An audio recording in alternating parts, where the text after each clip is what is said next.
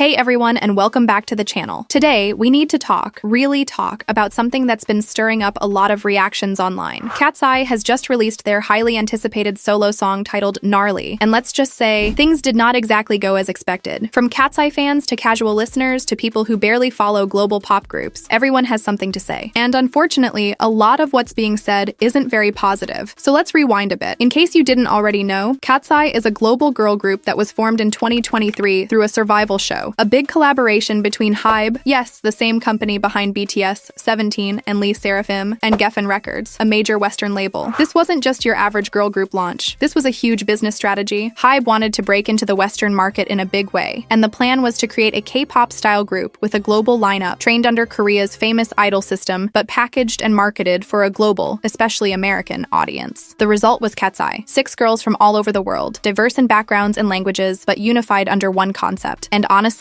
it worked. When they officially debuted in 2024 with their song Debut, yes, very on the nose, they immediately caught attention. The song might not have been a viral smash, but it introduced them as polished, professional, and genuinely fun to watch. What really propelled them forward, though, was their social media presence. Within almost just a year, they hit 4.2 million TikTok followers. That's not easy. That kind of growth shows serious audience connection. Fans weren't just listening to their music. They were falling in love with the members themselves. Their chemistry, their humor, the way they interacted like an actual friend group, it all made people root for them. Katseye didn't feel manufactured. They felt real. And in today's era of ultra-curated content, that's rare. Then came Touch, and this was their breakout. The song went viral everywhere. TikTok, Instagram Reels, Twitter edits, you name it. Not only did the song cement Katseye's place in the Western music space, but it also brought them attention in Korea. It was that perfect blend of catchy, stylish, and emotionally resonant. People were calling it the start of something new. Their performances were getting better and better. They were on huge stages like Mama, and they were even nominated for Rookie Awards. All signs pointed to them becoming a real force in the industry. So when the group began teasing their new track, Gnarly, the excitement was through the roof. The teaser had everything: a head-bopping beat, high-concept visuals, and an aesthetic that was clearly a departure from their earlier, softer concepts. Debut and Touch had a sweetness to them, kind of dreamy and playful, but Gnarly? From the first few seconds, you could tell this one was going to be bold, loud, and full of attitude, and I was here for it. I loved the vibe in the teaser. It felt like Katseye was leveling up, ready to show us their edgy side, and I couldn't wait to see what the full track would deliver. And then, the full music video dropped. And let me just say, the whiplash I experienced was real. Let's talk visuals first, because credit where it's due. The music video was stunning. The production quality was top tier. The lighting, the outfits, the sets, it all looked expensive and meticulously crafted. There was a clear artistic vision, and honestly, I appreciated the creativity and effort that went into it. Well, aside from that one very random, very uncomfortable scene of flies making out. Yes, you heard that right. Flies. Making out. I don't know what that was supposed to symbolize, and honestly, I don't think I want to know. But aside from that, the visuals were absolutely gorgeous. But then, you start paying attention to the song, and especially the lyrics, and that's where things completely fall apart. Let me read you some of these lyrics, and brace yourself because it was kind of weird. It read, "Oh, we're in a session tonight. Gang, gang. Oh, we're going out tonight, gang, gang. Oh my god, this song is so lit. Congratulations."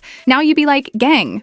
What? What are we doing here? Why is Katseye suddenly trying to be a gang? And I don't mean gang like friend group. I mean gang gang in the literal phrasing. Like they're trying to sound like something out of a TikTok parody. It's giving serious G-Idol tomboy energy, and not in a good way. Remember how G-Idol dropped tomboy and everyone was confused about whether they understood the context of what the word tomboy really meant? That's what this feels like. Except this time it's even worse because Katseye is a Western group. They know what they're referencing. So why does it feel like they don't get it at all? As someone who's always online, who follows both Western pop and K-pop culture closely, I just don't get these lyrics. I don't know what they were aiming for, but it's not coming across the way they think it is. It feels like a corporate attempt to sound cool and edgy for TikTok, but it lands like a middle schooler trying to act tough in front of their seniors LOL. And then there's the swearing. Again, I'm not anti-swearing in music. A well-placed curse can hit hard and elevate a lyric. But in Gnarly, it felt like they were throwing in swear words just for the sake of sounding mature or rebellious. It didn't add anything. It actually made the whole song feel a little try-hard. Maybe that's just me, but I think when you overuse swear words without purpose, it loses its impact. And here, it just feels excessive. Now, let's get into the part that really made me stop and question everything. These lines right here. Making beats for a boring, dumb bitch. Effing gnarly. Don't talk to me, you're gnarly. I'm not, shit is gnarly. Jealous of my mansion? Yeah, the view is effing gnarly. Like, what? Who are you talking to, Katseye? Are you calling your fans boring and dumb? Because that's how it sounds. And who listens to the beats you are making? The way this is written and delivered, it comes across like a weird flex. face, like they're mocking the very people who built them up. And then to follow it with, jealous of my mansion? Okay, we get it. You're successful now. But this tone, this arrogance, it's so off-brand for the group their fans fell in love with. It doesn't feel empowering or fierce. It feels petty and kind of mean-spirited. Maybe there's a deeper meaning or some inside joke or narrative going on that I'm not aware of, but the average listener won't pick up on that. And when the messaging feels dismissive or rude, it's going to alienate people, especially when you're only a year into your career and still trying to grow a solid fan base. And one more thing that really needs to be said, Yoonchae is still a minor. She's not even 18 yet, and some of the choreography and language used in this song just didn't sit right with me. I'm not saying she can't be part of bold concepts, but there's a line, and this felt like it crossed it. If she herself is fine with it, then okay. But the adults in charge of this production should be more mindful of what's appropriate for a minor in such a global spotlight. So yeah, the song felt like a complete misstep. And what makes it even more frustrating is that Gnarly had so much potential. The beat is undeniably catchy, the dance is energetic and powerful, and the visuals are incredible. But the lyrics and the overall tone, they completely dragged the whole thing down. It's like they were trying so hard to be viral or shocking that they forgot to make a song that actually connects. And guess what? I'm not the only one who feels this way. If you check the comments on the Gnarly video, people are not holding back. One of the top comments, just 4 hours after release, said, "I'm not sure how I feel about the song yet, but the visuals and choreo absolutely devoured." And that comment had over 21,000 likes only 4 hours after it was released. That shows you how many people are sitting on the fence. It's not that the song is universally hated, but people are definitely mixed. And that's not what you want after such a big teaser campaign. When I first listened to Gnarly, I was confused. I didn't know whether I liked it or hated it. But then I listened again, read the lyrics closely, and yeah, I decided. This song is just not it. And then I saw a comment which I couldn't find again, but it said, "The girls that get it, get it." And honestly, I was crying laughing because I just didn't get it. I wanted to get it. But the talkies metaphors, the random aggression, the disses that sound like they're aimed at the fans, it was just too much. Maybe too much is exactly why I don't get it. Anyway, that's just my honest opinion. What did you think of Gnarly? Did the visuals and choreography win you over? Or did the lyrics ruin it for you like they did for me? Drop your thoughts in the comments. Just please keep it respectful. Malicious comments will be deleted. Don't forget to like and subscribe for more honest commentary like this,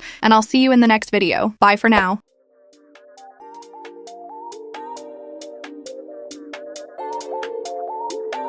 Like in the future.